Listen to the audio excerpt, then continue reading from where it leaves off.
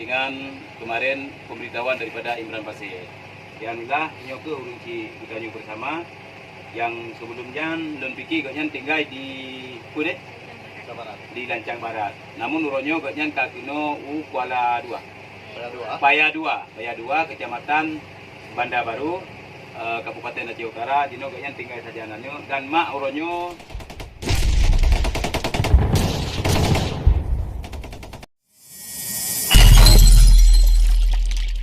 Assalamualaikum warahmatullahi wabarakatuh.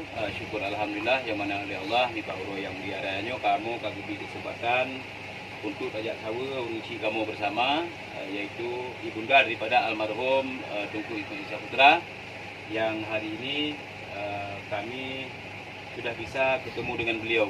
Jadi kamu kasih sempat merempok dengan mak nyo berkat daripada postingan kemarin pemberitahuan daripada Imran Pasir.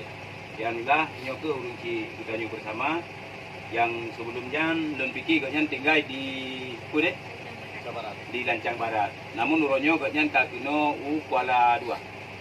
Paya Dua, Kecamatan Bandar Baru, Kabupaten Aceh Utara. Dino katnya tinggal saja nanyo dan mak uronyo kapikun ka kurung mengerti pu yang dah pegah di kita nyo. Namun terharap rakan-rakan Bandung supaya nyo saban-saban tahido di kita nyo karena beliau hanya memiliki 2 orang anak, salah satu perempuan dan yang almarhum daripada Tunku Ismail Saputra, yang beliau juga punya jasa dengan kita bersama masyarakat Aceh kala Aceh konflik kemarin hari atau beberapa tahun yang lalu.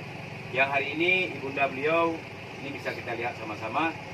Dan harapkan kepada rekan-rekan Bandung di Banjaran nyo bunuh kunjung, bunuh sate, benda bantu karena orangnya kagak numpang duk bak rumah anak daripada goyang.